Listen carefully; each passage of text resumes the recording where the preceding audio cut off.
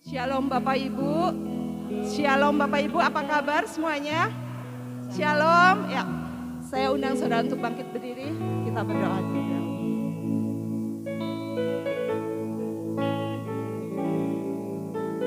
Bapak Surgawi, Tuhan Yesus Roh Kudus, terima kasih Bapak.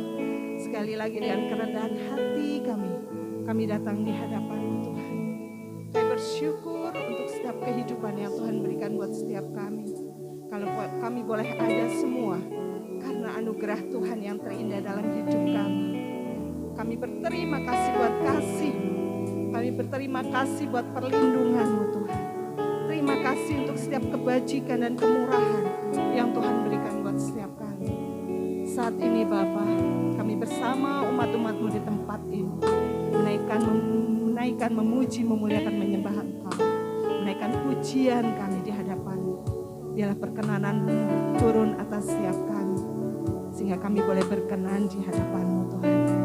Ini hati kami Tuhan. Biarlah Roh Kudus sendiri yang beracara pada pagi hari ini, melawat setiap kami, anak-anak-Mu. Kami pulang Tuhan, tidak sama pada waktu kami datang. Kami pulang membawa sukacita, damai sejahtera. Biarlah suasana surgawi saat ini melingkupi setiap kami, anak-anak-Mu di tempat ini. Terima kasih Bapak Surgawi. Terima kasih Tuhan Yesus. Di dalam nama Tuhan Yesus Kristus, kami siap memuji dan menyembah Engkau. Haleluya. Amin. Silakan Bapak Ibu duduk kembali. Ku ada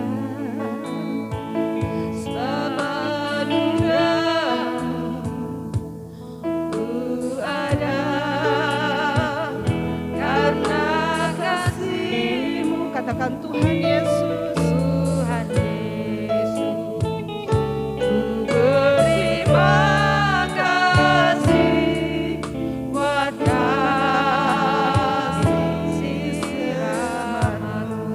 Terima kasih Tuhan, ku ada sebab anugerah. Terima kasih Tuhan karena kasih setiamu buat setiap kami.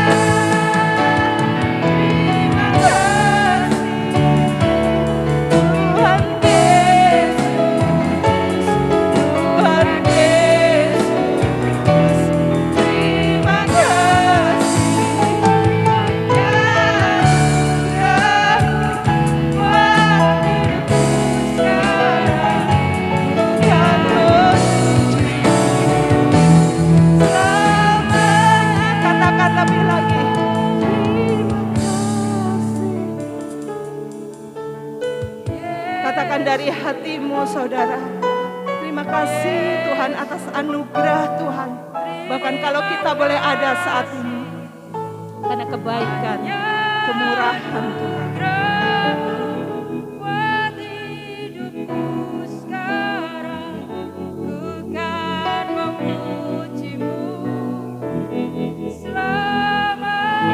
Lebih lagi katakan terima kasih Tuhan Yesus, Tuhan Yesus. Terima kasih hanya anugerah-Mu buat hidupku sekarang. Ku kan memuji-Mu selamanya.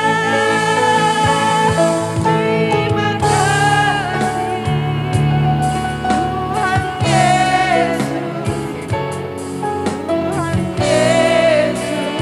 Terima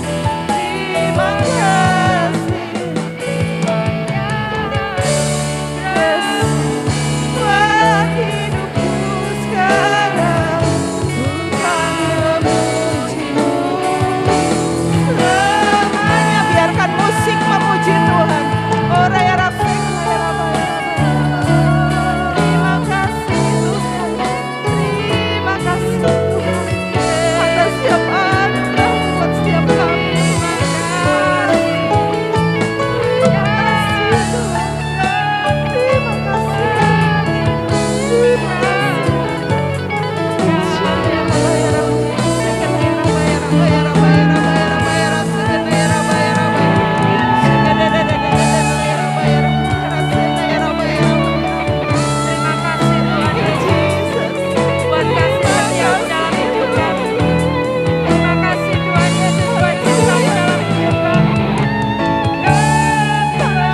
kalau kami boleh ada bukan karena kekuatan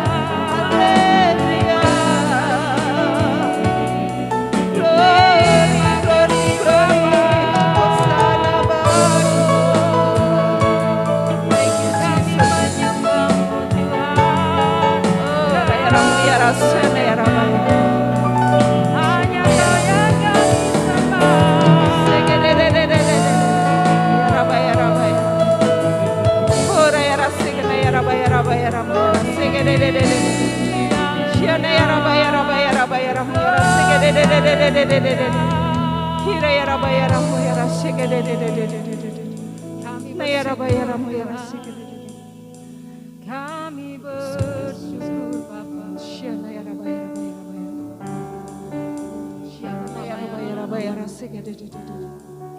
Oh, terima kasih Tuhan. Kami menyembah.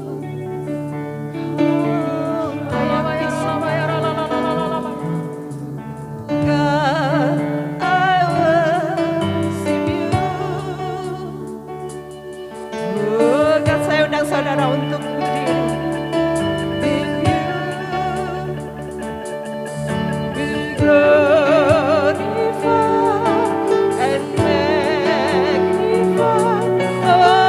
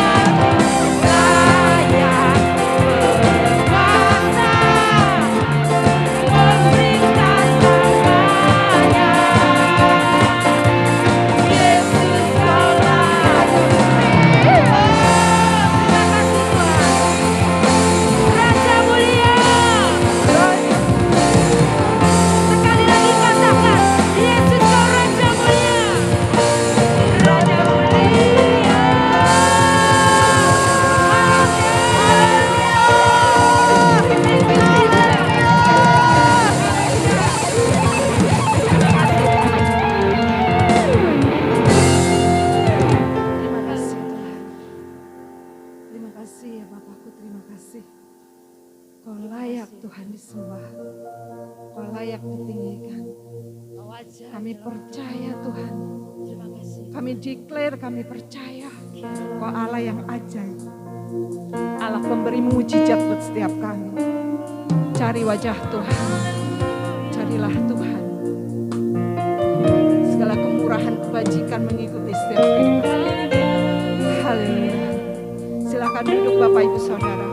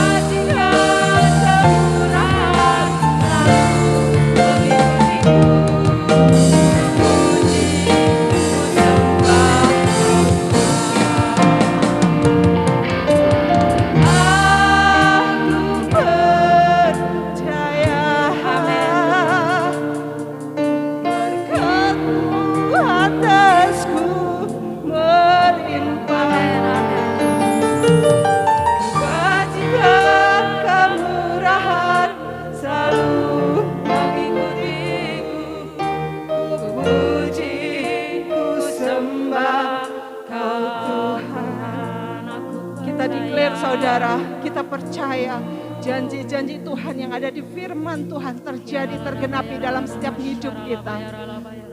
Asal kita taat dan setia, kita terus melakukan apa yang jadi perintah Tuhan. Makanan kita adalah melakukan kehendak Tuhan di zaman ini. Terus taat dan setia di hadapan Tuhan. Minta minta Tuhan untuk merubah setiap hati kita menjadi hati yang baru, memiliki hati yang baru, roh yang baru. Maka berkat-berkat yang ada di firman Tuhan terjadi, tergenapi dalam setiap kehidupan kita. Aku percaya berkat-Mu atasku berlimpah, kebajikan kemurahan selalu mengikutiku. Ku puji, ku sembah Kau Tuhan. Declare, aku percaya berkat-Mu atasku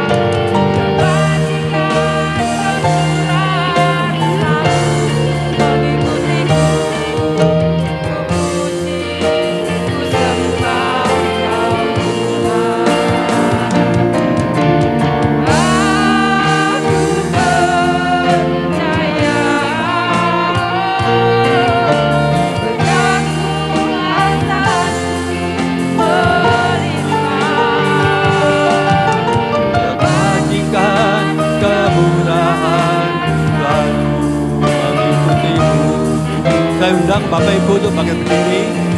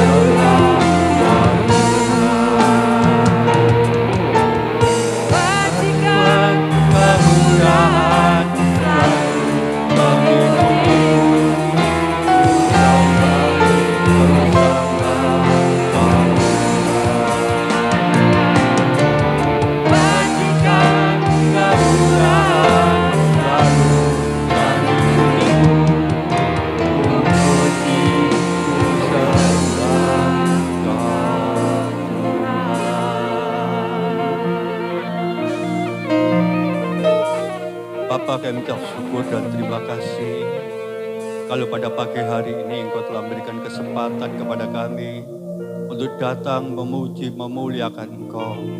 Kiranya puji-pujian yang kami naikkan jadikan persembahan yang harum di hadapan-Mu.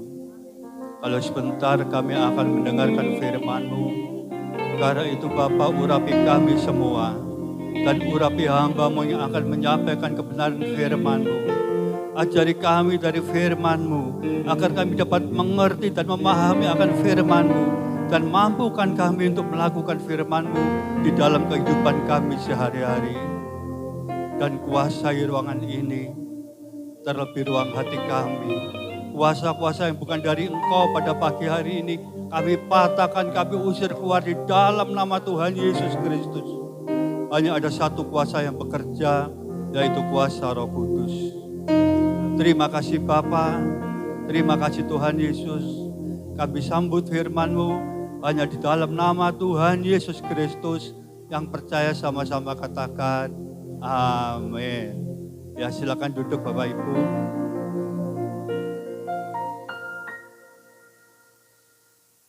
Shalom Bapak Ibu. Ada sukacita pada pagi hari ini. Puji Tuhan. Beri sorak-sorai yang paling meriah buat Tuhan Allah kita. Pada pagi hari ini kita akan sama-sama belajar firman Tuhan. Tema firman Tuhan saya beri judul, hidup ini adalah kesempatan. Kita semua tahu bahwa hidup ini hanyalah sementara. Artinya waktu yang ada sangat terbatas. Karena itu kita harus mampu memanfaatkan waktu sebaik mungkin. Karena kesempatan adalah anugerah dari Tuhan. Janganlah kita menyia-nyiakan kesempatan yang Tuhan telah berikan kepada kita. Karena kita tidak tahu apa yang akan terjadi pada hari esok. Di saat kesempatan itu tidak kita pergunakan dengan baik, maka yang ada tinggallah penyesalan. Pagi ini kita akan sama-sama belajar firman Tuhan. Kita baca dalam Efesus 5 ayat 15 dan 16. Efesus 5 ayat 15 dan 16. Kita akan baca bersama-sama 3, 2, 1. Karena itu perhatikanlah dengan saksama bagaimana kamu hidup. Janganlah seperti orang bebal tetapi seperti orang arif. 16. Dan pergunakanlah waktu yang ada karena hari-hari ini adalah jahat. Saudara, ada 4 hal yang akan kita sama-sama pelajari dari Efesus 5 ayat 15 dan 16 ini. Yang pertama, perhatikanlah bagaimana cara hidup kita di hadapan Tuhan. Di hari-hari ini kita diminta untuk memperhatikan bagaimana cara hidup kita. Rasul Paulus menekankan pentingnya mempergunakan waktu dengan cermat, dengan sungguh-sungguh selagi kesempatan itu masih ada pada kita. Dalam suratnya kepada jemaat di Efesus, Rasul Paulus katakan, karena itu perhatikanlah dengan saksama bagaimana kamu hidup. Janganlah seperti orang bebal, tetapi seperti orang arif. Dan pergunakanlah waktu yang ada, karena hari-hari ini adalah jahat. Rasul Paulus mengingatkan kita juga pada pagi hari ini, supaya kita memperhatikan dengan seksama bagaimana cara kita hidup di hadapan Tuhan.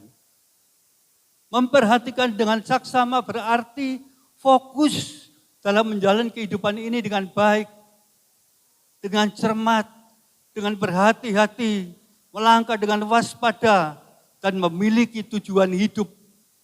Tujuan hidup kita ditentukan bagaimana kita mengisi kehidupan kita ini dengan bijaksana atau tidak. Jadi hidup dengan bijaksana di sini merupakan kebalikan dari hidup yang sembarangan, hidup yang sembrono, hidup yang tidak berhati-hati. Dan orang yang hidupnya sembrono tidak memiliki tujuan hidup yang jelas. Sama seperti seorang yang berenang dalam kegelapan di tengah lautan, tanpa arah dan tujuan yang jelas. Dan kemungkinan besar akan terdampar di tempat yang tidak seperti yang diharapkan. Karena itu kita harus memperhatikan cara hidup kita. Janganlah seperti orang bebal, tetapi seperti orang arif. Saudara, ada 2 tipe yang diajarkan oleh Alkitab, yaitu orang bebal dan orang arif atau bijaksana. Firman Tuhan memberikan nasihat kepada kita, supaya kita memperhatikan hidup kita, supaya kita tidak menjadi seperti orang bebal, tetapi kita menjadi semakin bijaksana. Saudara, apa bedanya orang bebal dengan orang bodoh? Kalau orang bebal sudah pasti orang bodoh, tetapi orang bodoh belum tentu bebal. Mengapa saya katakan demikian? Kalau orang bodoh biasanya mau untuk berubah menjadi pintar, yang pada awalnya dia belum tahu dan tidak mengerti. Ketika ia diajari dan dikasih tahu, maka ia akan mengerti dan menjadi tahu. Berbeda saudara dengan orang yang bebal. Orang bebal adalah orang yang sok tahu, padahal sebenarnya dia tidak tahu dan tidak pernah mau dikasih tahu. Hatinya keras, hatinya membatu, dan hidup semaunya sendiri. Ia merasa dirinya paling benar dan tidak pernah merasa salah. Dan ia tidak mau dinasihati apalagi ditegur. sehingga ia berulang kali melakukan kesalahan yang sama. Bahkan dikatakan dalam Amsal 26 ayat 3,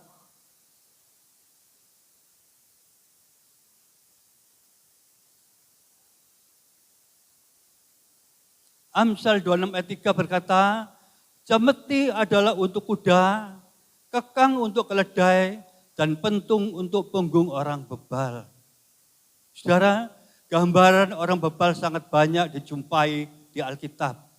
Seperti yang dilakukan oleh bangsa Israel. Sekalipun sudah diperingatkan berkali-kali, mereka tetap saja mengeraskan hati, memberontak kepada Tuhan, dan selalu jatuh dalam kesalahan dan dosa. Saudara, orang bebal adalah orang yang meskipun sudah mengerti kebenaran dan diajari tentang kebenaran, tetapi mereka tetap saja hidup menyimpang dari kebenaran. Tuhan kita adalah Tuhan yang panjang sabar. Terlihat ketika Tuhan menghadapi bangsa Israel yang bebal, dan ketika mereka sudah sangat keterlaluan, maka Tuhan harus menghukum mereka. Seperti yang dikatakan dalam Nahum 1 ayat 3.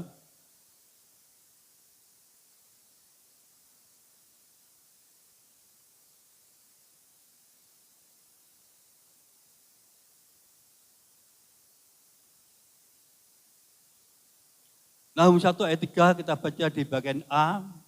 Tuhan itu panjang sabar dan besar kuasa, tetapi ia tidak sekali-kali membebaskan dari hukuman orang yang bersalah. Karena itu Rasul Paulus mengingatkan kita pada pagi hari ini dengan berkata, hiduplah sebagai orang arif dan jangan seperti orang bebal. Apabila kita hidup secara arif, berarti kita harus memiliki keberanian untuk memisahkan diri dari pergaulan yang tidak sesuai dengan firman Tuhan. Firman Tuhan katakan dalam Matius 7 ayat 24.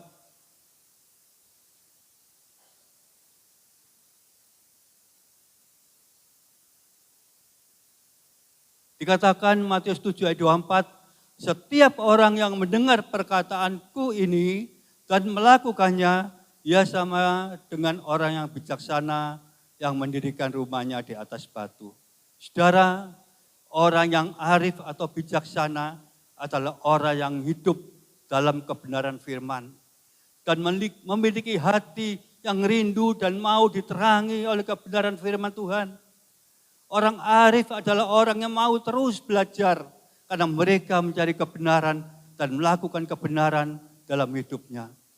Dan berusaha hari demi hari untuk menjadi orang yang takut akan Tuhan dan menghadirkan kebenaran dalam langkah hidupnya sehari-hari, baik itu dalam pekerjaan, keluarga, pelayanan, dan kesaksian hidupnya. Orang yang arif adalah orang yang tahu bagaimana mengisi hidupnya dengan menggunakan waktu yang ada. Sedangkan orang bebal adalah orang yang hidupnya menghambur-hamburkan waktunya. Dan yang kedua, kesempatan mempergunakan waktu yang terbatas. Saudara, saat ini kita hidup di akhir zaman. Kita tidak tahu kapan Tuhan Yesus akan datang kembali. Dan juga kita tidak tahu bahwa berapa lama lagi kita masih hidup di dunia ini. Hal yang terpenting bukanlah berapa lama lagi kita masih hidup, tetapi apakah kita sudah siap mempertanggungjawabkan waktu yang telah kita gunakan semasa hidup kita? Waktu merupakan hal yang sangat berharga dalam hidup manusia. Waktu terus akan berjalan dari detik ke detik tanpa bisa diputar mundur. Waktu akan terbuang begitu saja jika tidak dipergunakan dengan baik. Rasul Paulus menjelaskan bahwa orang percaya harus mempergunakan waktu yang ada karena hari-hari ini adalah jahat. Mengapa Rasul Paulus mengatakan bahwa hari-hari ini adalah jahat? Karena iblis selalu berusaha mencari kelemahan kita. Iblis terus berusaha mencari celah untuk dapat menjerat dan menjatuhkan kita dengan berbagai cara. Jerat yang dibuat oleh iblis bagi manusia adalah sebuah sistem yang disebut dunia. Dan Alkitab dengan tegas berkata bahwa seluruh dunia berada di bawah kuasa si jahat. Seperti yang dikatakan di dalam Alkitab dalam 1 Yohanes 5 ayat 19. Jahat 1 Yohanes 5 ayat 19. Kita tahu bahwa kita berasal dari Allah dan seluruh dunia berada di bawah kuasa si jahat. Saudara, sebenarnya pemilik dunia ini adalah Allah. Karena dialah yang menciptakan dunia ini. Tetapi iblis sudah memanfaatkan dan mengendalikan seluruh sistem yang ada di dunia. Dan sekarang dunia ini berada di bawah pengaruhnya. Cara hidup orang dunia cenderung berkompromi dengan dosa dan hidup dalam kedagingan karena dunia menawarkan 1001 macam cara bagi manusia untuk dapat mencapai keinginannya. Dan tidak sedikit orang Kristen yang terpikat dan terjerat di dalamnya. Karena itu Rasul Yohanes memperingatkan kita dalam 1 Yohanes 2 ayat 16.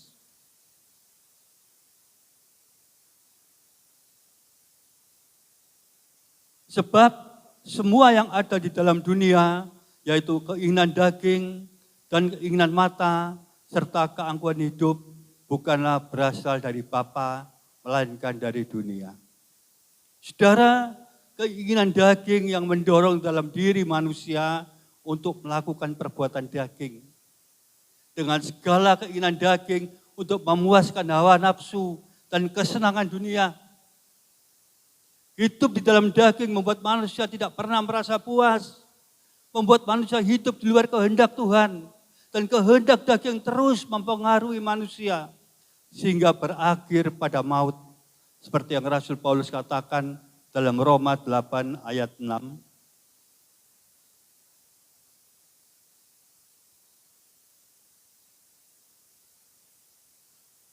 Roma 8 ayat 6 berkata, karena keinginan daging adalah maut, tetapi keinginan roh adalah hidup dan damai sejahtera. Karena itu kita harus terus melatih diri kita agar mampu hidup menurut keinginan roh dan bukan menurut keinginan daging. Saudara, keinginan mata menunjuk pada keinginan untuk melihat hal-hal yang menarik mata. Meskipun dilarang oleh Tuhan, termasuk keinginan melihat pornografi. Hawa nafsu bisa dimulai dari mata. Seperti yang dilakukan oleh Daud. Ketika Daud pada waktu petang sedang berjalan-jalan di atas soto istana. Dari atas Daud melihat ada seorang perempuan yang sangat elok parasnya sedang mandi. Perempuan itu bernama Batseba. Dan Daud membiarkan dosa itu menguasai pikirannya. Sehingga Daud menyuruh orang untuk memanggilnya ke istana. Lalu Daud berzina dengan Batseba yang adalah istri Uria. Karena tahu bahwa Batseba hamil dari hubungan gelap dengannya, maka Daud merencanakan pembunuhan terhadap Uria, suami Batseba. Karena Daud tidak ingin perbuatan zinanya ketahuan. Tetapi Tuhan Maha tahu. Dia tahu apa yang terjadi dan apa yang telah dilakukan oleh Daud. Dan mengirim Nabi Nathan untuk memperingatkan Daud. Sehingga Daud menyesal, menyadari kesalahannya dan bertobat. Saudara, keinginan mata dapat membuat kita ingin memiliki apa saja yang dilihat oleh mata. Betul saudara? Keinginan mata inilah yang membuat kita menjadi tamak dan serakah. Keinginan mata membuat banyak orang terperosok dalam jerat hutang. Bahkan melakukan korupsi karena ingin menyamai gaya hidup orang lain. Contohnya, orang lain membeli handphone model terbaru. Karena tidak mau kalah dengan orang lain, ikut-ikutan beli handphone baru. Padahal handphone yang lama masih dapat digunakan. Tetangga sebelah rumah beli mobil baru, ikut-ikutan mau beli mobil. Karena apa? karena tidak tahan melihat mengkilapnya mobil tetangga. Saudara, pasti banyak keinginan-keinginan mata yang lainnya. Pada pagi hari ini firman Tuhan mengingatkan kita semua bahwa keinginan-keinginan seperti inilah yang dapat menghancurkan hidup kita, rumah tangga kita, dan masa depan kita. Karena itu kita harus selalu waspada dan berhati-hati ketika sebuah keinginan muncul dalam diri kita. Firman Tuhan katakan dalam Mazmur 119 ayat 37.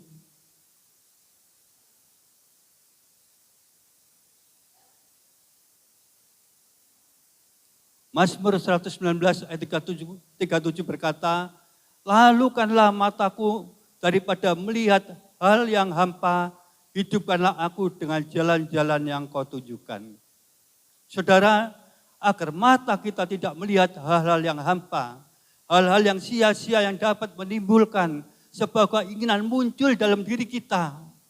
Mari kita pergunakan mata kita untuk membaca Alkitab, mencari Tuhan dengan segenap hati, dan hidup menurut jalan-jalan yang ditujukan Tuhan kepada kita. Mari kita melangkah dan memilih jalan yang merupakan jalan Tuhan. Sekalipun mungkin terkadang kita tidak nyaman, karena keinginan kita tidak selalu sesuai dengan jalan Tuhan.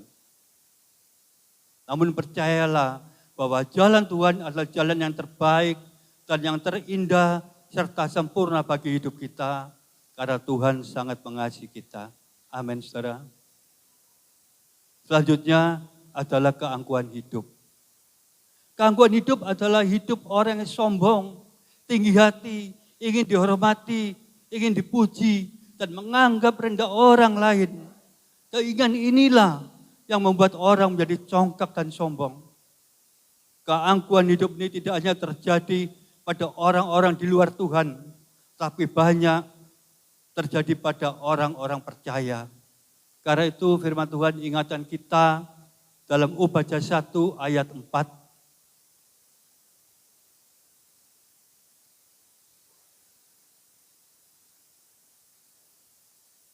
Ubaca 1 ayat 4. Sekalipun engkau terbang tinggi seperti burung Raja Wali, bahkan sekalipun sarangmu ditempatkan di antara bintang-bintang, dari sana pun aku, yaitu Tuhan, akan menurunkan engkau. Demikianlah firman Tuhan. Karena itu janganlah kita menjadi sombong dan tinggi hati. Karena Tuhan tidak senang pada orang-orang yang sombong dan tinggi hati. Apabila roh kesombongan mulai menguasai hati kita, maka Tuhan akan menurunkan dan mempermalukan kita. Saudara, dalam hidup ini kita selalu waspada pada 3 keinginan hati. Bila kita tidak waspada, maka keinginan daging, keinginan mata, serta keangkuhan hidup akan menguasai hidup kita. Dan membuat hidup kita tidak terkendali dan jatuh dalam dosa. Rasul Yohanes mengatakan semuanya itu bukan dari Bapa, melainkan dari dunia. Firman Tuhan juga mengingatkan kita bahwa hari-hari yang kita lalui adalah jahat. Dari sini kita mendapat satu pemahaman bahwa waktu itu sangat berharga. Karena sangat berharganya sebuah waktu sampai Tuhan meminta kita untuk memakainya secara maksimal. Kesempatan yang Tuhan berikan kepada kita. Ada 2 istilah waktu yang dipakai dalam bahasa Yunani, yaitu kronos dan kairos. Saudara, kronos berbicara soal kronologi waktu yang terus berjalan dari detik demi detik dan hari ke hari. Sedangkan kairos adalah waktu yang berkaitan dengan sebuah momentum atau kesempatan. Dalam Efesus 5 ayat 16 ini Paulus berkata, dan pergunakanlah waktu yang ada karena hari-hari ini adalah jahat. Paulus menggunakan kata waktu dalam ayat ini adalah kairos. Jadi kalau kita terjemahkan secara harafiah, maka ayat ini akan berbunyi, dan pakailah dengan maksimal segala kesempatan yang ada karena hari-hari ini adalah jahat. Iblis tahu bahwa Tuhan memiliki rencana yang indah bagi hidup kita. Dan iblis mempunyai rencana untuk menggagalkan masa depan kita. dengan berbagai cara dan segala tipu muslihat agar kita tidak sampai kepada apa yang Tuhan rancangkan bagi kita. Saudara, meskipun kita hidup di tengah-tengah dunia yang jahat ini, maka kesadaran kita akan berharganya sebuah waktu, kiranya menjadikan kita seorang yang bijaksana dalam mempergunakan waktu dengan maksimal. Dan tidak menyia-nyiakan waktu dan setiap kesempatan yang kita peroleh untuk hidup memuliakan Tuhan dan menyenangkan Tuhan. Amin, saudara. Dan yang ketiga, kesempatan untuk berbuat baik. Kita baca dalam Galatia 6 ayat 9.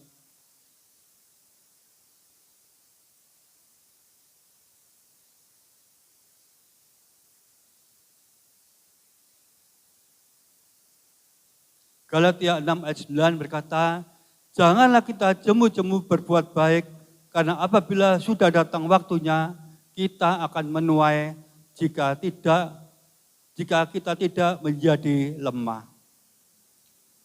Rasul Paulus berkata, janganlah kita jemu-jemu berbuat baik, artinya jangan lelah untuk berbuat baik. Berbuat baik adalah sebuah kesempatan. Karena waktu yang ada sangat terbatas, kita tidak tahu kapan hidup kita akan berakhir. Saudara, perbuatan baik tidak harus selalu dengan pemberian uang. Banyak cara untuk berbuat baik, dan yang paling sederhana dengan menghibur teman yang sedang sedih, menjadi pendengar yang baik, memberi semangat, memberi nasihat, dan lain sebagainya. Dan satu hal yang penting kita harus perhatikan, pada saat melakukan kebaikan kepada orang lain, jangan sampai ada motivasi yang terselubung. Kalau kita berbuat baik kepada orang lain dengan tujuan supaya mendapatkan pujian, maka upah kita pun hanya sebatas pujian saja. Saudara, janji Tuhan tidak pernah salah. Ketika kita menabur, kita pasti akan menuai. Ketika kita berbuat baik, maka suatu hari kebaikan akan kembali kepada kita. Karena itu, janganlah kita menjadi lemah untuk berbuat baik, karena dikecewakan oleh orang yang pernah kita tolong. Dan jangan kecil hati bila orang tidak menghargai kebaikan kita. Jangan kita menyerah, walaupun perbuatan baik kita terlihat kecil, nampaknya sepele, tetapi Tuhan memperhitungkan setiap perbuatan baik kita. Bahkan tuaian yang sudah Tuhan sediakan jauh lebih besar dari apapun yang telah kita taburkan. Berbuat baik adalah respon kita atas keselamatan yang kita peroleh dari Tuhan. Perbuatan baik bukanlah suatu syarat untuk memperoleh keselamatan, karena kita diselamatkan oleh anugerah dari Tuhan. Sebagai orang yang telah diselamatkan, melakukan kebaikan adalah sebuah keharusan. Sebagai ungkapan rasa syukur kepada Tuhan, karena Tuhan terlebih dahulu melakukan kebaikan kepada kita. Tuhan Yesus telah mengorbankan nyawanya di atas kayu salib di Bukit Golgota untuk menebus dosa-dosa kita, sehingga kita diselamatkan. Karena itu, selagi kita masih diberikan kesempatan oleh Tuhan, marilah kita terus berbuat baik. Ada amin, saudara? Yang keempat, jangan biarkan kesempatan itu lewat. Kita baca dalam Yakobus 4 ayat 14.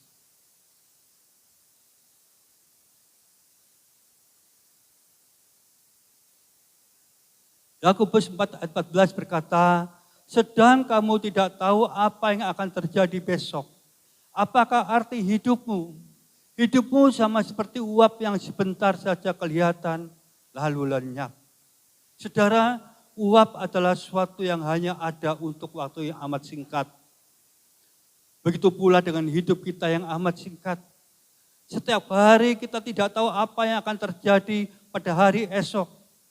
Dan lebih daripada itu, bahkan kita tidak tahu apakah kita akan memiliki hari esok. Hidup ini terdiri dari kesempatan demi kesempatan. Mari kita gunakan kesempatan yang Tuhan berikan kepada kita untuk melakukan hal-hal yang berkenan di hadapan Tuhan. Dan bukan sebaliknya, digunakan untuk menuruti keinginan daging. Seperti yang dilakukan oleh orang kaya ini, yang kisahnya dicatat dalam Injil Lukas 16 ayat 19 sampai 31 tentang orang kaya dan Lazarus yang miskin. Tentunya ayat ini sudah sering kali kita baca, kita dengar, tetapi pada pagi hari ini kita akan sama-sama belajar lagi dari ayat ini. Kita akan baca Lukas 16 ayat 19 sampai 21. Ayat 19, ada seorang kaya yang selalu berpakaian jubah ungu dan kain halus, dan tiap hari ia bersukaria dalam kemewahan. Ayat 20. Dan seorang pengemis bernama Lazarus, badannya penuh dengan borok, berbaring dekat pintu rumah orang kaya itu. 21. Dan ingin menghilangkan laparnya dengan apa yang jatuh dari meja orang kaya itu, malahan anjing-anjing datang menjilat boroknya. Saudara, kisah yang disampaikan oleh Tuhan Yesus terdapat kehidupan yang sangat kontras. Ada seorang yang sangat kaya, yang tidak disebutkan namanya, dan seorang pengemis bernama Lazarus. Orang kaya ini selalu berpakaian jubah ungu dan pakaian halus. Pada zaman itu orang yang selalu berpakaian jubah ungu sebagai tanda status sosialnya sebagai bangsawan yang terhormat dan terpandang di masyarakat. Dan setiap hari ia bersukaria dalam kemewahannya.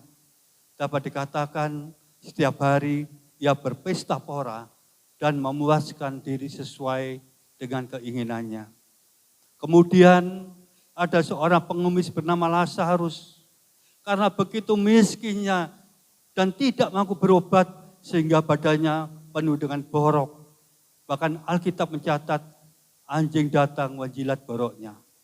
Ia berbaring dekat pintu rumah orang kaya itu, dan karena laparnya ia ingin mengisi perutnya dengan apa yang jatuh dari meja orang kaya itu. Saudara, orang kaya ini tidak salah jika bisa menikmati kekayaannya dan bersukaria dalam kemewahannya.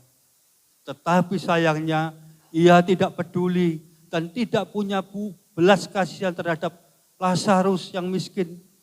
Dia cuek dengan segala keadaan orang di sekelilingnya yang menderita. Demikian juga dengan hidup kita.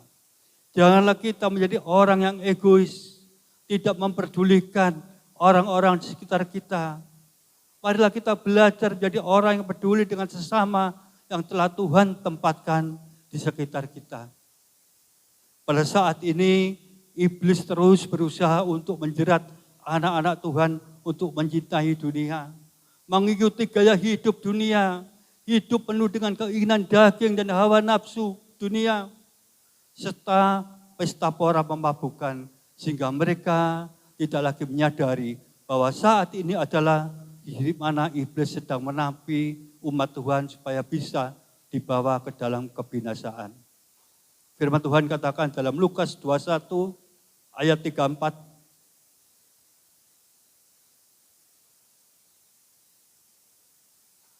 Jagalah dirimu supaya hatimu jangan syarat oleh pesta pora dan kemabukan, serta kepentingan-kepentingan duniawi, dan supaya hari Tuhan jangan dengan tiba-tiba jatuh ke atas dirimu seperti suatu jerat. Berjaga-jaga itulah pesan Tuhan Yesus kepada kita semua.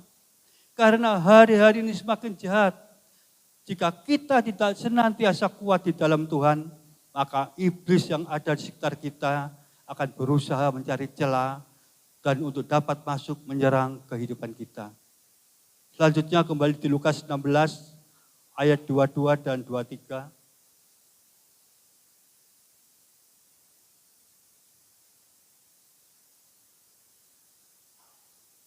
Kemudian matilah orang miskin itu, lalu dibawa oleh malaikat-malaikat ke pangkuan Abraham.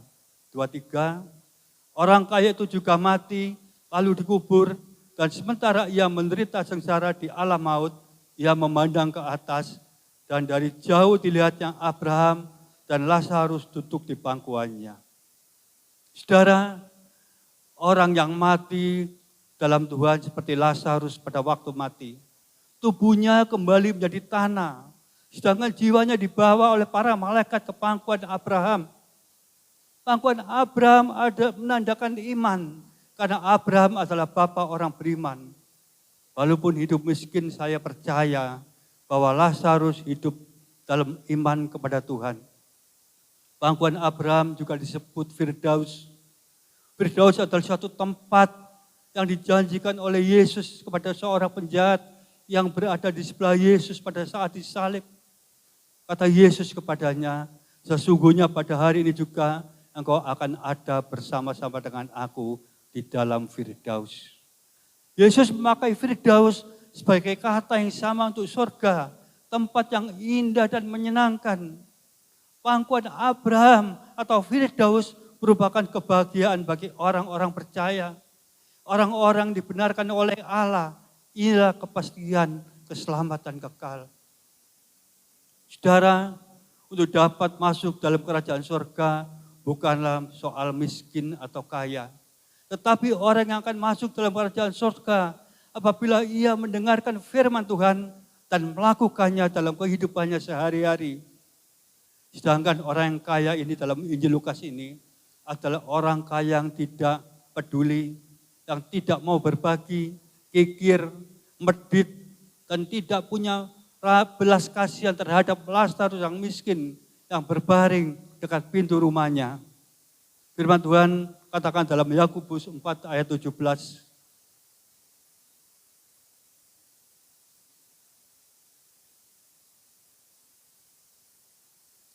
Jadi jika seorang tahu bagaimana ia harus berbuat baik, tetapi ia tidak melakukannya, ia berdosa. Ketika orang kaya itu mati, lalu dikubur, tubuhnya kembali menjadi tanah dan jiwanya dibuang ke dalam alam maut dan ia menderita sengsara. Alam maut merupakan tempat sementara bagi orang-orang fasik, orang-orang berdosa yang tidak mau bertobat. Alam maut merupakan tempat di mana iblis berkuasa. Iblis dan para malaikatnya mendirikan kerajaan maut di alam maut. Walaupun alam maut merupakan tempat sementara, manusia yang mati dalam dosa menderita sengsara karena adanya siksaan seperti yang dirasakan oleh orang kaya itu. Saudara, sesudah penghakiman terakhir nanti, maka iblis dan para malaikatnya, seluruh alam maut dan kerajaan maut, serta orang yang mati di alam maut akan dilemparkan ke lautan api. Seperti yang dikatakan dalam Wahyu 20 ayat 13 dan 14.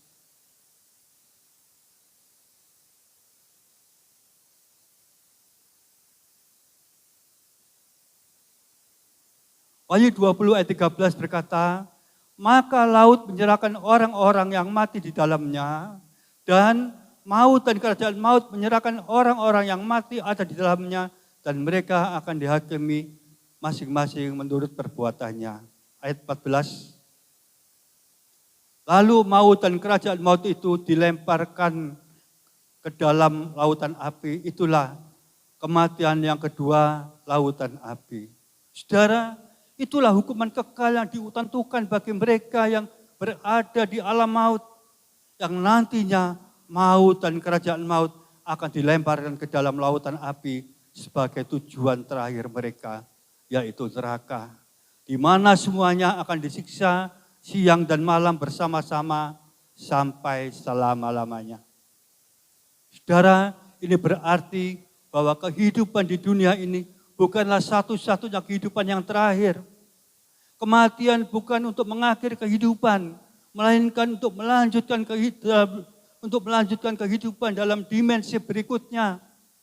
Karena itu firman Tuhan menasihatkan kita agar kita memperhatikan dengan seksama bagaimana cara hidup kita dan mempergunakan setiap kesempatan yang ada untuk melakukan hal-hal yang berguna yang akan menentukan kehidupan kita selanjutnya. Orang yang sudah mati, meskipun tubuhnya sudah hancur dan tidak berfungsi lagi, tetapi jiwanya dalam keadaan sadar, sehingga bisa melihat, berbicara, dan saling mengenali, dan bisa merasakan siksaan, seperti yang dikatakan dalam Lukas 16 ayat 24.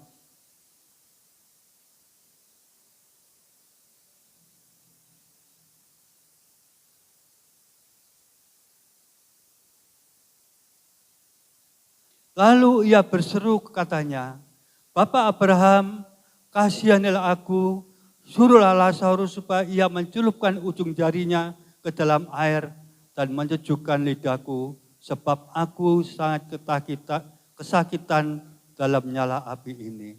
Saudara, orang kaya ini sangat kesakitan dalam nyala api. Ia melihat Abraham dan Lazarus, lalu ia berseru memohon belas kasihan dari Bapak Abraham.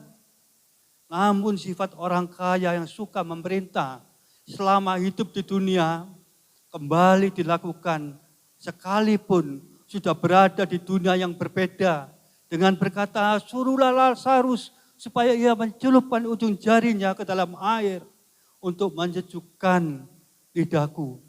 Dan Abraham menolak permintaan itu. Selanjutnya dikatakan di ayat 25 dan 26. Tetapi Abraham berkata, anak, ingatlah bahwa engkau telah menerima segala yang baik sewaktu hidupmu, sedangkan Lazarus segala yang buruk. Sekarang ia mendapat hiburan dan engkau sangat menderita. Ayat 26, selain daripada itu di antara kami dan engkau terbentang jurang yang tak seberangi, supaya mereka yang mau pergi dari sini kepadamu, ataupun mereka yang mau datang dari situ kepada kami tidak dapat menyeberang. Saudara, firman Tuhan yang tertulis dalam Alkitab dengan tegas mengajarkan kepada kita bahwa orang yang berada di alam maut tidak bisa berpindah ke Firdaus, dan sebaliknya dari Firdaus tidak dapat berpindah ke alam maut karena ada jurang yang pemisah yang tidak dapat diseberangi. Ini menunjukkan bahwa sekali masuk surga akan selama-lamanya di surga, dan sekali masuk neraka akan selama-lamanya berada di neraka. Sebanyak apapun doa yang dipanjatkan bagi orang yang sudah mati, tidak akan memberikan pengaruh apapun dan tidak bisa menolong mereka. Karena itu, kalau ada orang Kristen yang masih berdoa, memohon keselamatan untuk orang yang sudah mati, itu adalah tindakan iman yang salah. Bahkan tindakan yang demikian bukan hanya sia-sia, melainkan menimbulkan kekejian bagi Tuhan. Firman Tuhan katakan dalam Ibrani 9 ayat 27.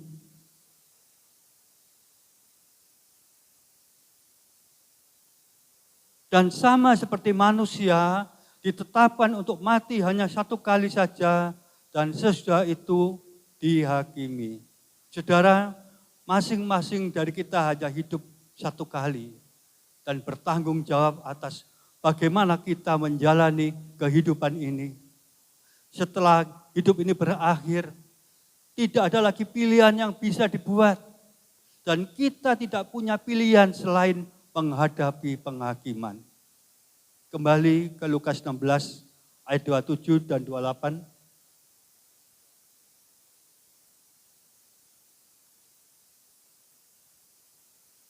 Ayat 27 dari Lukas pasal 16, kata orang itu, kalau demikian aku minta kepadamu Bapa, supaya engkau menyuruh dia ke rumah ayahku. 28, sebab masih ada 5 orang saudaraku, supaya ia memperingati mereka dengan sungguh-sungguh, agar mereka jangan masuk kelak ke dalam tempat penderitaan ini. Saudara, setelah mati, orang kaya ini baru punya beban penginjilan. Ini terlihat dari kenyataan bahwa ia meminta kepada Abraham agar Lazarus diutus ke rumah bapaknya, agar kelima saudaranya diinjili dan diselamatkan. Dia khawatir dengan keselamatan kelima saudaranya. Dia tahu kehidupan mereka tidak jauh berbeda dengan kehidupan dirinya. Hidup jauh dari Tuhan dan mencari kesenangan bagi diri sendiri. Dia memohon agar kelima saudaranya mendapat peringatan supaya mereka tidak mengalami penderitaan seperti dirinya. Firman Tuhan menegaskan bahwa setelah orang meninggal berpindah ke alam roh dan tidak mungkin lagi roh mereka kembali ke dalam dunia ini. Dikatakan dalam Ayub 7 ayat 9.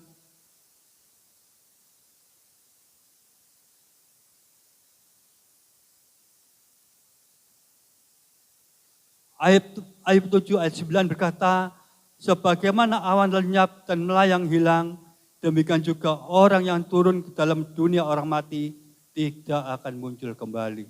Ayat 10, ia tidak kembali ke rumahnya dan tidak dikenal oleh tempat tinggalnya. Dengan jelas dikatakan bahwa orang yang mati tidak akan muncul kembali. Ia tidak lagi kembali ke rumahnya dan ia tidak lagi dikenal oleh tempat tinggalnya dan juga tidak gentayangan karena dunianya sudah berbeda dengan dunia kita. Karena itu kita juga harus berhati-hati dengan mimpi-mimpi, dengan penampakan-penampakan roh orang yang mati meminta ini dan meminta itu. Semua itu adalah tipuan iblis yang menyamar sebagai roh orang mati. Mengapa iblis berbuat demikian? Karena iblis tahu bahwa kita tidak akan menolak permintaan orang yang kita kasih yang sudah mati. Kalau iblis berhasil menipu kita saat itu, maka selanjutnya iblis akan mempunyai kesempatan untuk menyeret kita kepada kesesatan yang lain. Rasul Paulus katakan dalam 2 Korintus 11 ayat 14.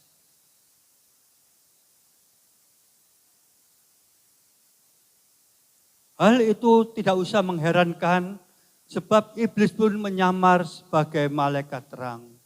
Saudara, mudah saja bagi iblis untuk menipu manusia sehingga manusia terperdaya. Itulah tujuan utama iblis. Karena itu firman Tuhan selalu ingatkan kita bahwa iblis adalah pendusta dan bapa segala dusta. Kita kembali ke Injil Lukas pasal 16. Saudara, orang kaya ini akhirnya menyesal karena ia tidak memiliki kesempatan lagi dan meminta kepada Abraham supaya mengutus Lazarus datang ke rumah ayahnya untuk mewartakan firman Tuhan kepada kelima saudaranya agar mereka diselamatkan. Dan Abraham menolak permintaan orang kaya itu dengan alasan agar mereka mengikuti semua ajaran Musa dan para nabi seperti yang dikatakan di ayat 29. Tetapi kata Abraham, ada pada mereka kesaksian Musa dan para nabi, baiklah mereka mendengarkan kesaksian itu. Ayat 30. Jawab orang itu, tidak Bapak Abraham, tetapi jika ada seorang yang datang dari antara orang mati kepada mereka, mereka akan bertobat. Saudara, orang kaya ini terus mendesak Abraham. Dia berpikir bila ada orang yang datang dari antara orang mati, yang bangkit dan datang kepada mereka akan percaya, kemudian bertobat. Selanjutnya kita akan perhatikan jawaban Abraham di ayat yang ke-31. Kata Abraham kepadanya, jika mereka tidak mendengarkan kesaksian Musa dan para nabi, mereka tidak juga akan mau diyakinkan sekalipun oleh seorang yang bangkit dari antara orang mati. Dengan kata lain, Abraham mau berkata bahwa kalau orang tidak percaya kepada firman Tuhan, maka orang tidak akan percaya juga meskipun diyakinkan oleh seorang yang bangkit dari antara orang mati. Saudara, ada banyak orang berpikir bahwa mewartakan firman Tuhan itu hanyalah tugas pendeta atau hamba-hamba Tuhan yang aktif di gereja. Padahal ini seharusnya tugas dari setiap anak-anak Tuhan. Mewartakan firman Tuhan bukan harus selalu lewat khotbah. Ada sebuah cara yang sebenarnya mudah untuk kita lakukan, yaitu menyatakan Yesus lewat kesaksian kita, lewat pengalaman hidup kita, juga lewat tingkah laku dan perbuatan kita.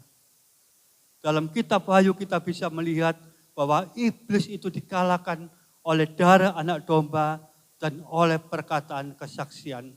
Ini artinya kesaksian kita akan memiliki dampak yang penting dalam mewartakan berita keselamatan. Karena itu, selagi masih ada kesempatan, jadilah kesaksian dan teladan bagi orang-orang di sekitar kita. Jangan seperti orang kaya terlambat untuk berbuat baik, meskipun ada kesempatan dan kemampuan yang sebenarnya sudah tersedia baginya. Saat masih berada di dunia, orang kaya ini bisa saja melakukan hal yang baik semasa hidupnya, tetapi ia tidak melakukannya. Ia juga bisa punya kesempatan untuk menolong Lazarus yang miskin, tetapi orang kaya ini tidak menggunakan kesempatan itu. Ia lupa bahwa hidup di dunia ini adalah kesempatan untuk mempersiapkan hidup di dalam kekekalan. Saudara, mempersiapkan diri untuk hari esok adalah sekarang ini. Bukan nanti. Orang kaya ini sudah terlambat. Sudah tidak memiliki kesempatan untuk bertobat dan diselamatkan. Begitu juga dalam hidup kita. Jangan sampai kita tenggelam dalam kenyamanan yang ada. Sebaliknya, kita harus mempergunakan kesempatan yang ada. Karena kesempatan adalah anugerah dari Tuhan. Amin, saudara. Saudara, ada 4 hal yang telah kita pelajari pada pagi hari ini. Yang pertama, perhatikanlah bagaimana cara hidup kita di hadapan Tuhan. Yang kedua, kesempatan mempergunakan waktu yang terbatas.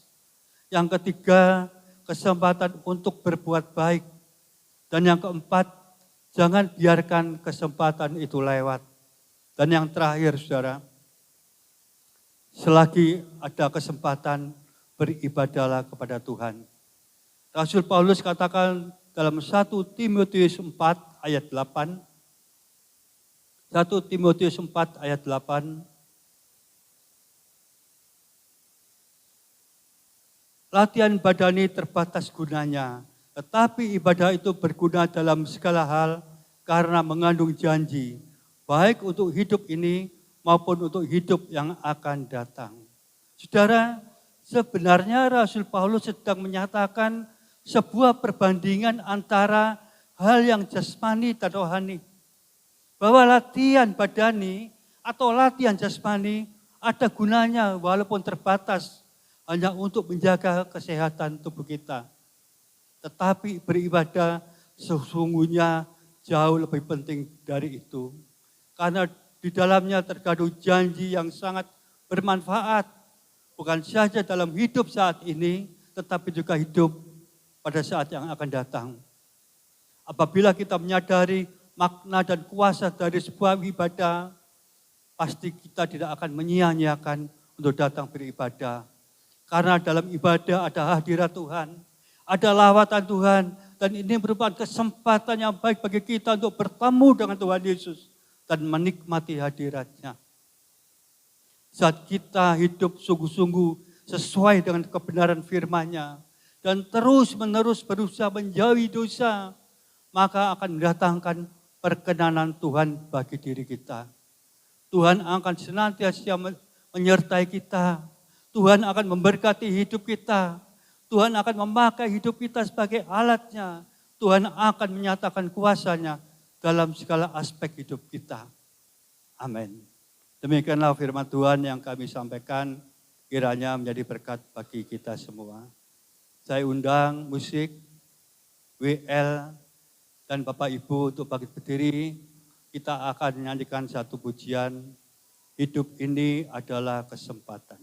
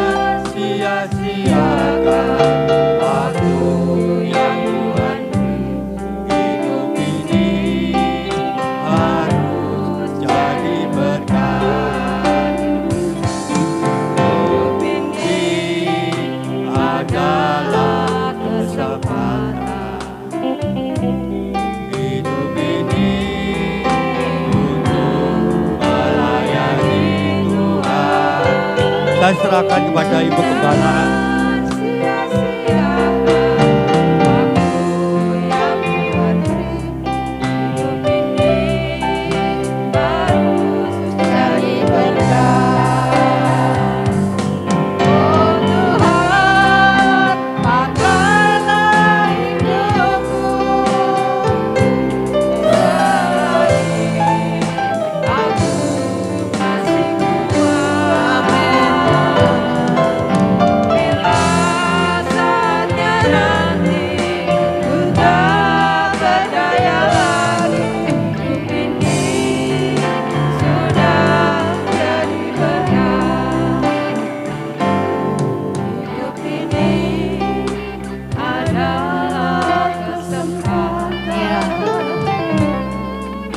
Saudaraku yang terkasih, selama Tuhan memberi kesempatan kepada kita, selama Tuhan memberi kekuatan, kesehatan kepada kita, mari pergunakan untuk memuliakan Tuhan. Jangan menjadi orang bebal, tapi jadilah orang yang arif. Jangan saudara dibuntakan dengan kebiasaan yang sudah melanda dunia, sehingga itu menjadi kebenaran. Tapi mari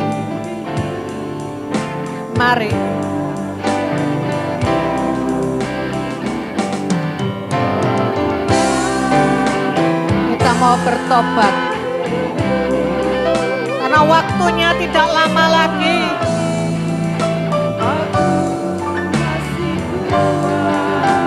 Jangan saudara berlena-lena.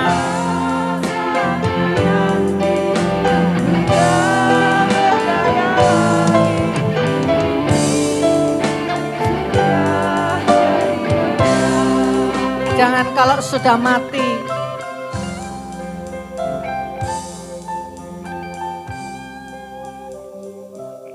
Seperti orang kaya itu. Dia berbicara kepada Abraham. Menyuruh Lazarus untuk menginjili keluarganya. Tetapi selama hidup, dia pergunakan untuk hal-hal yang sia-sia. Mungkin di dalam pikiran saudara, aku tidak mempergunakan waktu sia-sia, aku super sibuk. Tapi kesibukan yang sia-sia di hadapan Tuhan yang tidak berarti. Mari saudaraku, buka pikiran saudara, buka mata rohani saudara. Jangan saudara dibutakan oleh dunia ini, saudara terlena.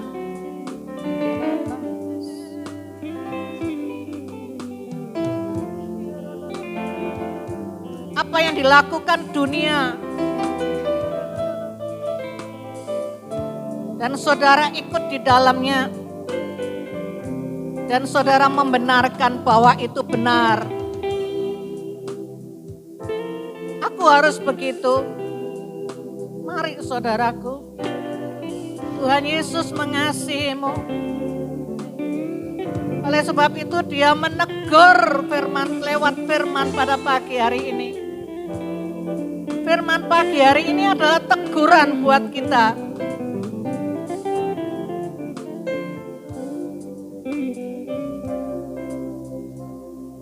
Mari saudaraku sadar dan bertobat. Selama Tuhan masih memberi kesempatan.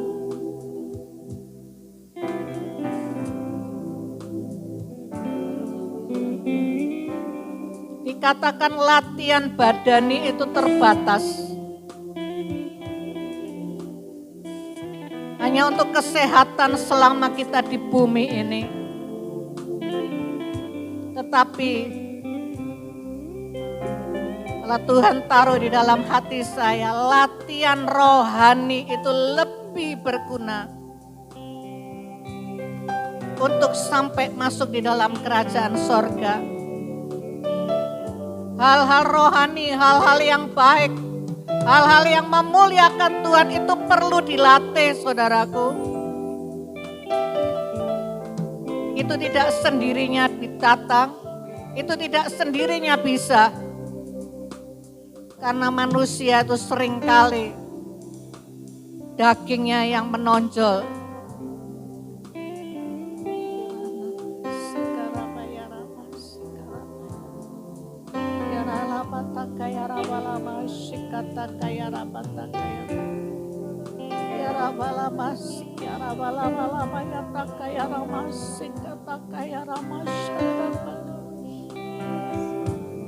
Kalau engkau tahu itu baik, tetapi engkau tidak melakukannya, itu adalah dosa.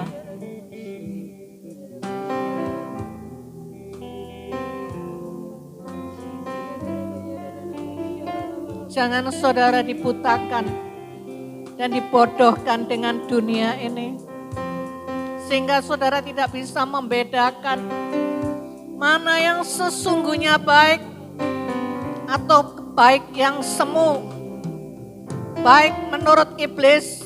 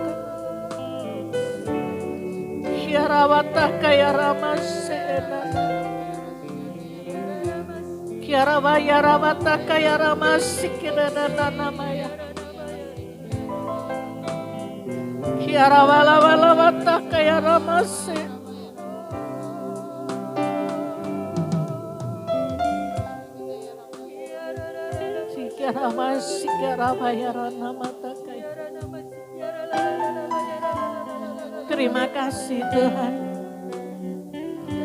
Terima kasih Tuhan Yesus. Engkau baik. Engkau sungguh amat sangat baik Tuhan. Engkau nyatakan Tuhan. Pada pagi hari ini Engkau menegur kami. Engkau mendidik kami. Engkau menasehati kami.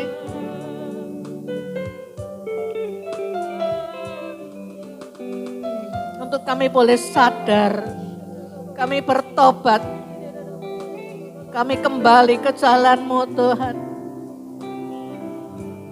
Terima kasih. Terima kasih Tuhanku Yesus, terima kasih. Roh Kudus tolong. Hamba-Mu selesai berbicara, tetapi Roh Kudus yang ada di dalam setiap pribadi-pribadi kami. Roh Kudus yang senantiasa mengingatkan kami, menegur kami, menuntun kami di dalam jalan-Mu supaya kami tidak menyimpang ke kanan dan ke kiri. Roh Kudus yang memperlengkapi dan memberi kami kekuatan. Terima kasih Tuhan, supaya hidup kami tidak menjadi orang bebal, tetapi hidup kami boleh menjadi orang yang arif, bijaksana, yang tahu membedakan yang baik dan yang tidak baik. Terima kasih Tuhanku Yesus.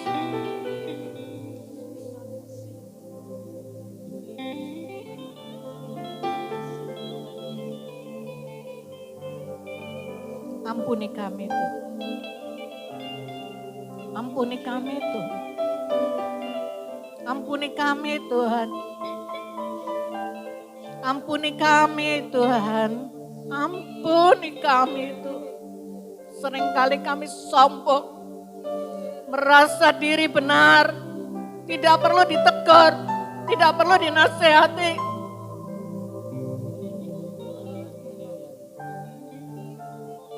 Ampuni kami Tuhan.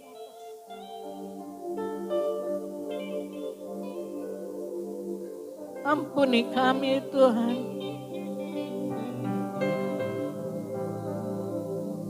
Ampuni kami Tuhan. Terima kasih Tuhan. Terima kasih Tuhan. Kiarawata kayara masik kata kayara malam. Mari Roh Kudus lawat kami. Lawat kami Roh Kudus. Kami tidak mau tertinggal di saat Engkau datang yang kedua kalinya. Kami tidak mau tertinggal. Tolong lawat kami Roh Kudus. Lawat kami Roh Kudus.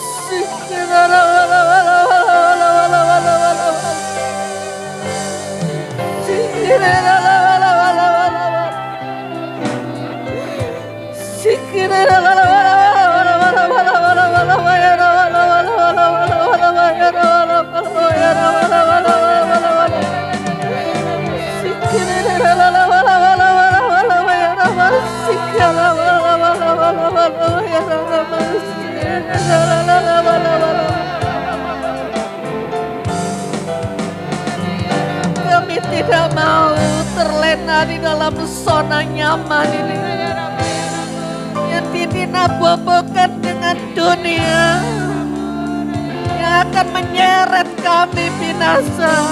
Roh Kudus, tolong kami. Tolong kami Tuhan. Ya Rawatan kaya rawante. Ya Rawalawa ya Rawalawa ya Sikara Rawalawa ya Rawalawa Sikala Rawalawa ya Rawalawa.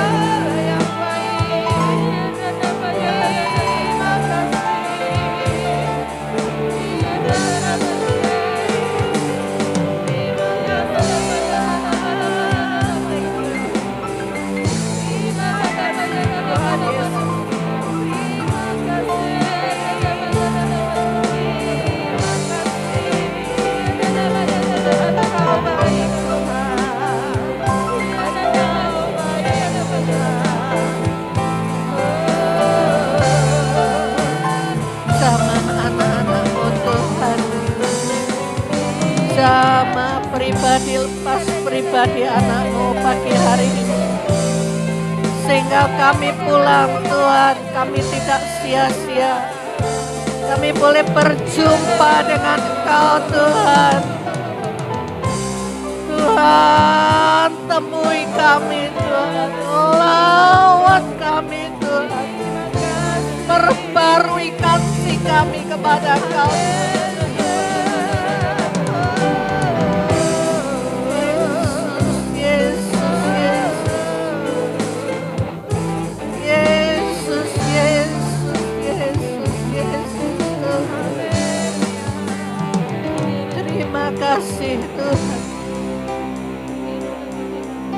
Terima kasih Tuhanku Yesus.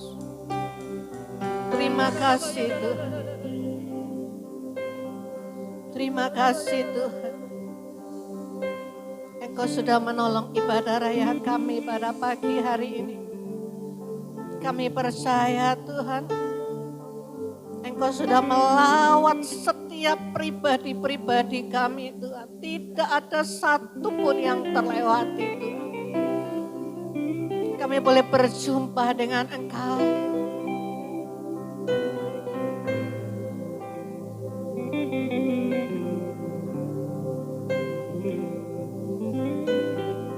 Kami boleh berjumpa dengan Engkau Tuhan. Satu kebahagiaan.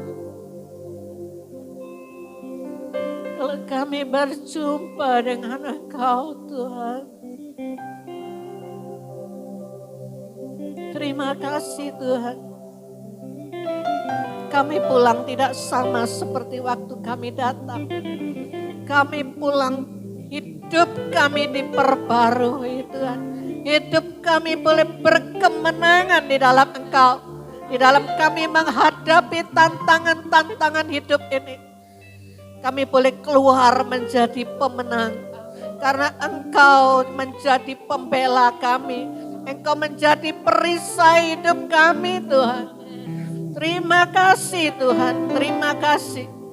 Terima kasih Tuhan. Dan kalau kami akan kembali pulang ke rumah tangga kami masing-masing. Kami percaya penyertaan-Mu tetap ada di dalam setiap kami. Sampai di rumah kami dengan selamat sejahtera. Pertemukan kami Tuhan untuk minggu depan. Kembali kami datang memuji dan memuliakan nama Tuhan. Dengan hati yang sungguh-sungguh rindu dan haus akan Engkau Tuhan. Bukan sebagai rutinitas Tuhan. Terima kasih Tuhan Yesus, terima kasih Tuhan. Berkat-Mu atas hamba-hamba-Mu yang melayani pada pagi hari ini. WL, musik, hamba-Mu yang sudah menyampaikan kebenaran firman-Mu. Multimedia yang melayani prokes, kami semuanya Tuhan memberkati. Bahkan mereka yang mengikuti ibadah streaming di rumah sebentar sore pun secara online Tuhan, Engkau pun melawat dan memberkati. Terima kasih Tuhan Yesus. Kami bawa Tuhan untuk bangsa kami Indonesia Tuhan. Tuhan, Engkau menolong dan melawatnya.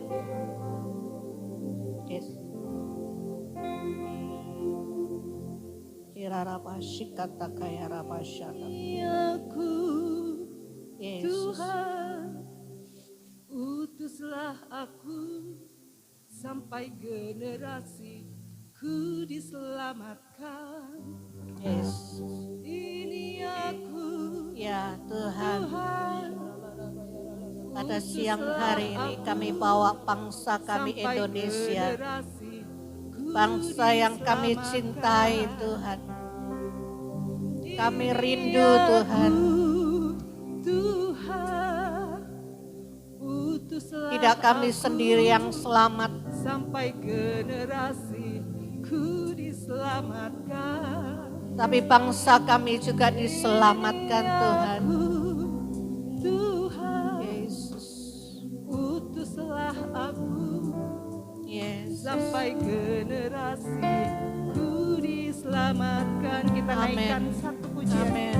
Ini aku Tuhan, utuslah aku sampai generasiku diselamatkan. Amin. Ini aku Tuhan, Yesus. utuslah aku sampai generasiku diselamatkan. Amin. Amin.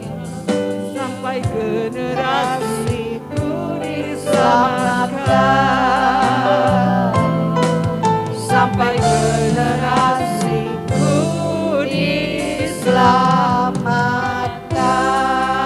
Amin, amin, amin.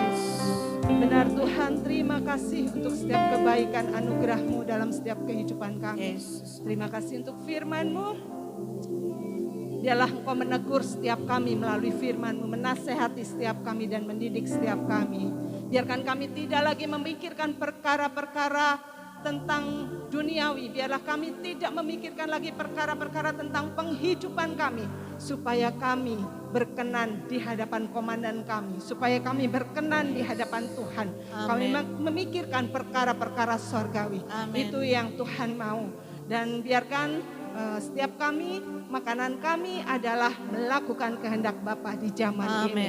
Terima kasih Bapa, jadikan setiap kami prajurit-prajurit Allah, pasukan-pasukan Allah yang gagah perkasa, yang mempunyai gaya hidup, doa, pujian, penyembahan siang dan malam secara unity bersama-sama. Amin. Untuk melakukan setiap kehendak Bapa di zaman ini. Amin. Makasih Bapa, makasih. Ada terobosan-terobosan, ada breakthrough dalam setiap kehidupan umat-umat-Mu. Yes. Bahkan setiap kami pun akan menjadi penerobos-penerobos-Mu di akhir zaman. Amin. Bapa, pada pagi hari ini dengan segala kerendahan hati kami datang untuk menopang, untuk berdiri, bahkan untuk mengawal dengan doa-doa syafaat kami, untuk bangsa negara kami, untuk keluarga kami, untuk gereja kami. Bapa Surgawi, ampuni setiap dosa kesalahan kami, ampuni dosa dan pelanggaran bangsa kami. Di dalam nama Tuhan Yesus, biarkan setiap kami boleh berkenan di hadapan-Mu lebih lagi dan lebih lagi. Perkenanan-Mu turun buat bangsa dan negara kami. Kami percaya bangsa ini dalam rancangan, rencana dan agenda Tuhan. Bangsa ini dalam hati Tuhan. Bangsa ini ada di pikiran Tuhan dan bangsa ini dalam genggaman tangan Tuhan. Indonesia penuh dengan kemuliaan, ada blessing, ada berkat terbaik. Kami percaya Tuhan ada terobosan atas bangsa kami Tuhan. Terima kasih Bapa Surgawi, terima kasih. Engkau terlalu baik buat bangsa kami. Kami percaya penuaian, lawatan, bahkan pencurahan Roh Kudus terbesar terakhir terjadi atas bangsa dan negara kami. Kami siap menjadi penuai-penuai-Mu di akhir zaman. Kami siap menjadi pembawa lawatan-Mu sehingga banyak jiwa-jiwa dimenangkan, banyak jiwa-jiwa diselamatkan, banyak jiwa-jiwa dimerdekakan di dalam nama Tuhan Yesus. Bangsa ini sudah disembuhkan, bangsa ini ditahirkan, dikuduskan, disucikan di dalam nama Tuhan Yesus. Terima kasih Bapak Surgawi, kami percaya Tuhan, pelita terus menyala atas bangsa kami. Dan biarkan setiap pelita di dalam setiap pribadi, lepas pribadi kami tidak redup. Terus kami menyediakan minyak untuk pelita itu Tuhan. Kami terus berjaga-jaga di dalam Engkau. Terima kasih Bapak, kami percaya suku Kedane Bayot dengan lutut bertelut dengan indah mengaku. Yesus Kristus, Raja di atas segala Raja, Tuhan di atas segala Tuhan. Dan kami percaya Engkau rindu akan tuaian ini. Dan kami percaya pasti terjadi penuaian dan lawatan Allah atas bangsa dan negara kami tercinta. Terima kasih Bapak Surgawi, terima kasih. Mungkin secara pribadi lepas pribadi kami tidak kuat, kami tidak mampu Tuhan. Berikan kekuatan buat setiap kami, berikan kemampuan buat setiap kami. Untuk kami terus mengabarkan Injil kesukacita, Injil kesukaan, bahkan Injil keselamatan. Terima kasih Bapak, perbesar setiap kapasitas kami, perbesar kapasitas iman kami, perbesar kapasitas hati kami, perbesar kapasitas ketaatan kami, kesetiaan kami, bahkan pikiran kami. Kami hanya berharap penuh padamu saja. Terima kasih Bapak Surgawi, terima kasih. Sekali lagi Indonesia penuh dengan kemuliaan Tuhan. Dan belas kasihan Tuhan turun atas bangsa dan negara kami. Tidak ada roh-roh yang bukan daripada Allah Bapa, roh-roh yang bukan daripada Allah Bapa saat ini dipatahkan, diusir di dalam nama Tuhan Yesus. Engkau memagari bangsa kami dan pagar api-Mu di dalam nama Tuhan Yesus Kristus. Makasih Bapa, makasih Tuhan Yesus. Kerinduan Bapa adalah jiwa-jiwa diselamatkan, jiwa-jiwa dimenangkan dan dimerdekakan. Sampai generasi kami semua diselamatkan. Kau pakai Tuhan generasi Yoel, Kau pakai generasi Yeremia, Kau pakai generasi orang tua. Semua generasi Kau pakai Tuhan untuk penuaian jiwa-jiwa. Bahkan mungkin di keluarga kami dahulu, di teman-teman kami, sahabat-sahabat kami. penuaian terjadi Tuhan. Amin. Di dalam nama Tuhan Yesus Kristus. Terima kasih Bapak, terima kasih. Engkau terlalu amat sangat baik atas bangsa kami. Amin. Pada pagi hari ini juga kami berdoa buat setiap hamba-hamba Tuhan. Bagi yang kau percaya sebagai gembala, sebagai pengajar, nabi-nabimu, rasul-rasul, penginjil Bapak. Semua Tuhan yang kau percaya, baik mereka yang ada di desa, di kota, di pelosok-pelosok, Yes. di pedalaman, bahkan di pegunungan. Ya. Bapak, Engkau Tuhan, mengetahui Kau- setiap kebutuhan mereka. Ya. Engkau Allah yang ajaib, Allah yang luar biasa. Engkau Jehovah Jireh, Allah yang mencukupkan setiap kebutuhan Amin. hamba-hambamu. Baik untuk biaya operasional, baik untuk menabur, apapun Tuhan, Engkau yang mencukupkan. Amin. Di dalam nama Tuhan Yesus, buat setiap hamba-hambamu yang saat ini mungkin terbaring sakit. Bapak, hamba mohon dengan belas kasihan-Mu Kau menyembuhkan setiap hamba-hambamu. Kau pakai lebih lagi Bapak. Biarlah Kau berbicara melalui hamba-hambamu ini Tuhan. Untuk setiap kami anak-anak-Mu. Terima kasih Bapak, Engkau Jehovah Rafa, Allah yang menyembuhkan setiap sakit penyakit hamba-hambamu ini. Juga setiap umat-umat Tuhan. Ya. Bapak Surgawi, terima kasih. Kami berdoa juga Ya. Tuhan.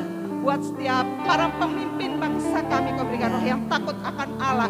Biarlah Engkau sendiri yang berdaulat, otoritas penuh Tuhan atas setiap para pemimpin bangsa kami. Apapun keputusan yang mereka ambil, biarlah semua turut dengan firman Tuhan. Yang tidak sesuai dengan firman Tuhan, Engkau yang membatalkan, menggagalkan di dalam nama Tuhan Yesus Kristus. Buka setiap topeng-topeng ketidakbenaran atas setiap para pemimpin Dalam bangsa nama kami. Tuhan Biar para Yesus. pemimpin bangsa kami bersih, Dalam jujur nama Yesus. di hadapan Tuhan, bahkan di hadapan bangsa kami Indonesia. Bangsa ini dalam kedaulatan-Mu, bangsa ini dalam otoritas-Mu yang kudus Tuhan. Dan Ya. kami percaya, datanglah kerajaan-Mu, jadilah kehendak-Mu di bumi seperti di surga. Amin. Demikian juga rancangan rencana-Mu terjadilah atas bangsa kami Indonesia. Makasih Tuhan, kami berdoa buat setiap umat-umat Tuhan di tempat ini Tuhan. Berikan roh yang haus dan lapar akan Engkau.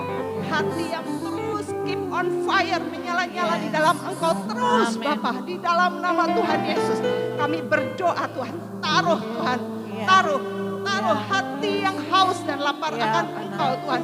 Jadikan setiap umat-umat Tuhan ini orang-orang Ya. benar di hadapan-Mu. Yes. Engkau akan memagari, Engkau akan memberkati orang-orang benar dan memagari dengan anugerah-Mu Amin. seperti perisai. Terima kasih Bapak Sorgawi, Engkau dahsyat, Engkau luar biasa buat setiap kami. Kasih anugerah-Mu tak pernah lepas dalam setiap kehidupan kami. Terima kasih Bapak, terima kasih. Terpuji-pujilah Engkau Allah Bapa, Tuhan Yesus Roh Kudus. Segala hormat, kemuliaan, pujian hanya bagi Allah Bapa, Tuhan Yesus Roh Kudus di dalam satu nama, Tuhan Yesus Kristus. Kita akan akhiri pada kita pada pagi hari ini. Kita akan pujikan. Hanya